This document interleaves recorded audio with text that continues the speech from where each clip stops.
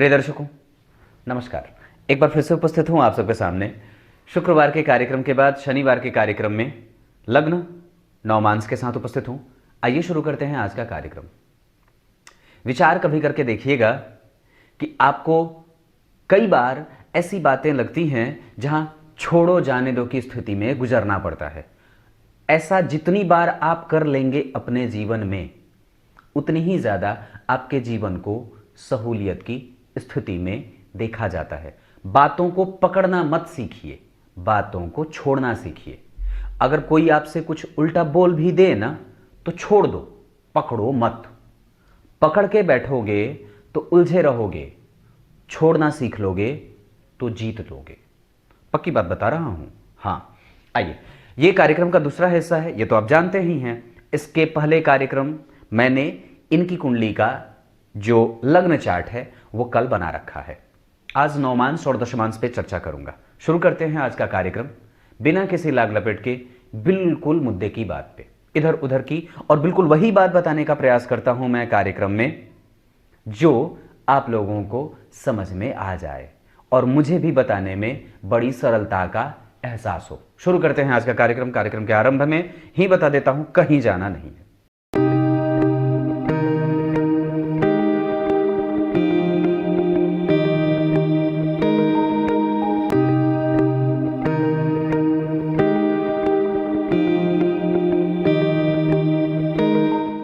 आइए, अब आपको सीधे विषय पे लेके आता हूं। कार्यक्रम शुरू करने से पहले एक बात बता देता हूं, आज के कार्यक्रम के कमेंट में ही अपना डेट ऑफ बर्थ वगैरह देना मत भूलिएगा। डेट ऑफ बर्थ, टाइम और प्लेस, AM PM का विशेष ख्याल रखिएगा। सवाल कोई एक सा हो और कल का कार्यक्रम जरूर देख लीजिएगा। आइए शुरू करते हैं आज का कार्यक्रम। ये लग्न कुंडली थी जहां मैंने इनकी कुंडली का संपूर्ण कल 40-45 मिनट का वीडियो बनाया होगा। आप लोग देखे ही होंगे, नहीं देखे हैं तो फिर से देख लीजिएगा। पर आप लोग डरते हैं लंबे वीडियो देख करके, ये बात तो मुझे बहुत अच्छे से पता है और मैं इससे बहुत अच्छे से जानता हूँ। चलिए कोई बात नहीं। यहाँ पे देखते हैं, ये भी कन्या लग्न की कुंडली थी, मतलब लग्न कुंडली भी कन्या लग्न की थी और नवमांश कुंडली भी कन्या लग्न की बनती है। अगर आपकी भी कुंडली कन्या लग्न की बने या किसी भी लग्न की बने, लग्न कुंडली अगर उसी अंक से यहाँ पे लिखा हो और नवमांश कुंडली में भी वहां पे यही अंक लिखा हो, तो इसे वर्गोत्तम लग्न की या वर्गोत्तम नवमांश की कुंडली कही जाती है, जो ये इशारा करती है कि व्यक्ति को थोड़ा सा प्रयास कर लेना चाहिए। आपको एक बात बहुत अच्छे से बताता हूं, दरअसल विधाता हमें हर बार बूस्टअप करने का प्रयास करते हैं। हम कभी समझ ही नहीं पाते हैं कि हमें क्या क्या मिला हुआ है, और तब तक ये बात छुपी हुई रहती है जब तक आपकी कुंडली बहुत अच्छे से समझी ना जा सके। कई बार लग्न कुंडली बहुत अच्छी बनती है, कई बार लग्न कुंडली बहुत बुरी बन जाती है, पर नवमांश बहुत अच्छी बन जाती है। पर यहां पे देखिए जरा, लग्न भी 6 अंक से शुरू हुआ, नवमांश भी 6 अंक से शुरू हुआ। मतलब ग्रह की जो और भाव में जो राशियां बनेंगी वो बदलाव में नहीं हैं। तो ये बहुत अच्छी बात है ना, क्योंकि आपकी कुंडली में किसी भी भाव को फ्लक्चुएशन में नहीं जाना पड़ रहा है, मतलब वो बदलाव के दौर से नहीं गुजरेगा। अब एक बात बता देता हूं, सीधी सी बात है, बहुत अच्छे से इसको कॉन्सेप्ट क्लियर करके समझ लीजिएगा। अगर ग्रह बदल नहीं रहा है, अगर अच्छाई की तरफ बदल रहा है तो अच्छी बात है, पर अगर ग्रह लग्न में नीच का हुआ है, नवमांश में भी नीच का हो गया, तो घबराना नहीं होगा देख करके। हाँ, वो एक अच्छी शुरुआत हो सकती है। मैंने इस पे कार्यक्रम बना रखा है कि अगर आपकी कुंडली में कोई भी ग्रह लग्न में नीच का है, नवमांश में भी नीच का हो रहा है, तो निस्संदेह उससे डरने वाली कोई बात नहीं होती है। वो अपने साधारण से भी ऊपर और मध्यम से भी ऊपर जाकर के वो ग्रह फल कर देता है, और उससे आपको फल के बारे में चिंता नहीं करनी चाहिए। ठीक उसी तरीके से अगर ग्रह लग्न में नीच का बैठा, नवमांश में उच्च का या अपने मित्र की राशि में जा रहा है, तो यह भी स्थिति व्यक्ति की कुंडली को मजबूती प्रदान करती है। ये सब छोटी छोटी बातें जो आप लोगों को आसानी से समझ में आ जानी चाहिए, इसे सीख लीजिए। अब सबसे पहले बता दूं, यहां लग्न के अधिपति लग्न में बैठे थे, भद्र योग बना रहे थे। यहां पे लग्न के अधिपति बुध जाकर के जन्म कुंडली में भाग्य भाव में मंगल के साथ बैठे हैं। मतलब क्या है, नवमांश क्या है, आपकी पत्नी की कुंडली। नवमांश क्या है बताऊं, आपके पति की कुंडली है। और अगर पति को ढूंढना हो, अगर पति को जानना हो, तो नवमांश देख लीजिए, आपको सारी बातें पता चल जाएंगी जी। हाँ, कि कैसा होगा वो देखने में, कितना अच्छा होगा देखने में, कैसा रहेगा आपके साथ, उसके संबंध कैसे रहने वाले हैं, कहीं वो आपको ताड़ेगा तो नहीं, कहीं वो आपको पीटेगा तो नहीं, कहीं वो आपको समझने वाला तो होगा ना। ये सारी बातें जन्म कुंडली में नवमांस से देखी जा सकती हैं। और एक बात बताता हूं, जरा ध्यान से समझिएगा। तो नवमांस आपके पति और पत्नी की कुंडली में यहां तक बता देता है कि आपके संबंध उसके साथ कैसे रहने वाले हैं और कितने लंबे चलने वाले हैं आपके रिश्ते। पक्की बात है। यहां से आपको पता चलता है ना कि आप कहां तक, कितनी दूरी तक अपने जीवन की यात्रा को अच्छाई से और बुराई से तय करोगे। आपके जीवन में आपका उत्साह कितना होगा आपके जीवन को जीने में। ठीक यही बात यहां से भी पता चलती है कि आपका जो दाम्पत्य का संभालने वाला, या तो आपका पति या तो आपकी पत्नी, वो कितनी दूर तक आपके साथ रिश्ता तय करके चलेंगे, कितनी दूरी आप लोग साथ में चलेंगे, ये यहां से पता चल जाता है। क्योंकि यहां का अधिपति देखिए, यहां पे इनकी पत्नी जो भी बनेंगी वो मंगल है। पर एक बात बता देता हूं, तो मंगल और बुध दोनों साथ में बैठे हैं। लग्न के अधिपति त्रिक भाव के साथ बैठे हैं। यहां का अधिपति मंगल जन्म कुंडली में अष्टमेश होकर के अष्टम भाव का अधिपति भी है। उसकी जो मूल त्रिकोण राशि होती है वो मंगल की मेष राशि है। वहां का अधिपति होकर के जहां नीच के शनि खुद बैठे हैं भाग्य भाव में बैठ करके, अष्टम और लग्न के अधिपति और त्रिक भाव के अधिपति जा करके व्यक्ति को दाम्पत्य में कमजोरी भी देंगे।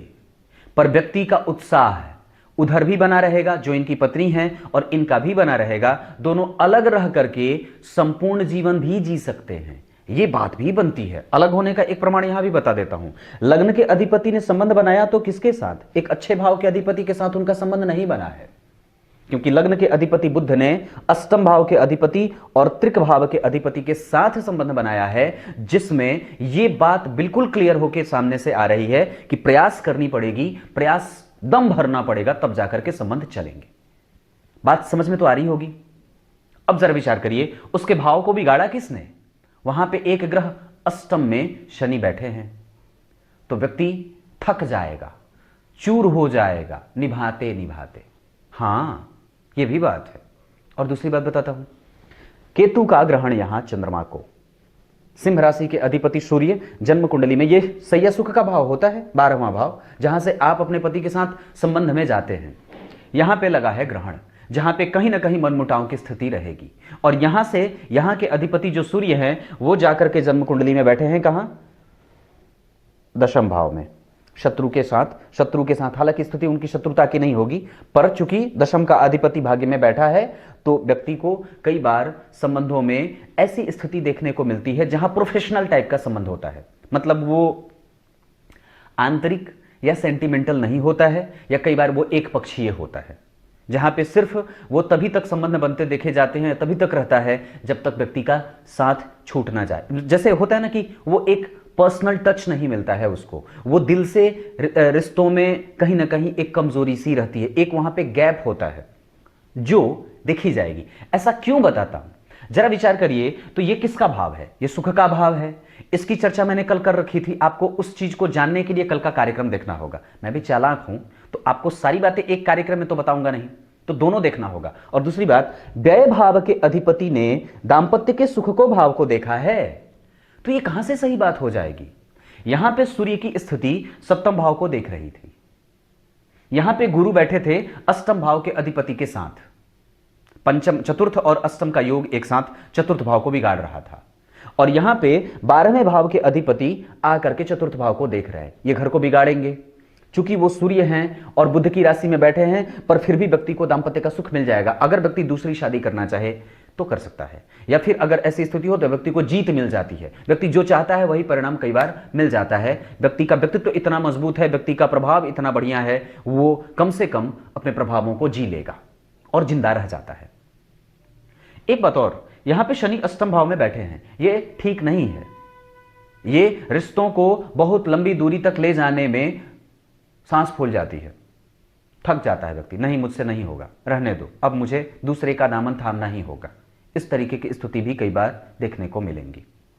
और गुरु को देखिए, गुरु दरअसल व्यक्ति के दाम्पत्य को चलाने के कारक होते हैं। अगर जन्म कुंडली के चतुर्थ भाव के अधिपति अगर गुरु बन रहे हैं, इसका मतलब है कि दाम्पत्य ठीक था शुरुआत में। पर कई बार ऐसा भी होता है कि अगर गुरु कुंडली में कमजोर हो रहे हो शुरू से ही, जैसे कि यहां हो रहे हैं, तो पहले महीने से ही व्यक्ति के जीवन में और व्यक्ति के सुख में कहीं ना कहीं संधि छेद होने लगता है। गुरु कहां बैठे हैं? उच्च के, मतलब यहां पे ऐसी स्थिति देखने को बन रही है कि चतुर्थ का अधिपति सुखदायक है और वहां से उसकी स्थिति जन्म कुंडली के 5वीं दृष्टि से पराक्रम भाव के अधिपति को देख रहे हैं, पराक्रम भाव को देख रहे हैं। गुरु की दृष्टि है। ऐसी स्थिति में अगर बचाने का प्रयास किया जाता तो कई बार, पर वो सुख को तो नहीं देख रहे हैं ना, सुख पे उनकी दृष्टि नहीं है। सुखेश होकर के जाकर के एकादशवें भाव में बैठे व्यक्ति को दांपत्य का सुख मिल जाता है, पर कई बार उसमें विच्छेद की स्थिति भी बनती रहती है। और उसके बाद गुरु की दृष्टि यहां पड़ रही है, पर वो उच्च के हैं, लाभ संपूर्ण है, व्यक्ति को जीवन में सांसारिक सुखों का भोक्ता और सांसारिक सुखों से परिपूरित होते देखा जाएगा। क्योंकि एकादशवें में अकेले हैं तो कहीं ना कहीं कमजोर भी होंगे, क्योंकि किसी भी वर्ग चार्ट में अगर वो अकेले बैठेंगे तो कारक नाश करेंगे, क्योंकि वो प्रत्येक चार्ट पे लागू होगी चीज।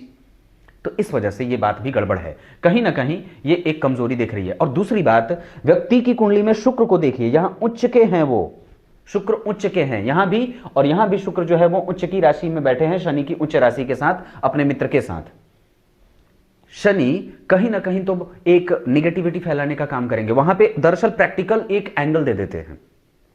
अब व्यक्ति किसी भी चीज को समझेगा तो उसको तिकड़म दिमाग से तिकड़म ही हो जाता है, उसके दिमाग में कई तरीके का खुराफात भी होगा जो सामने वाले को कई बार समझने की हैसियत ना रखता हो। शुक्र उच्च का है और जन्म कुंडली में वो नवमांस कुंडली में बैठे हैं उत्तरा भाद्रपद के।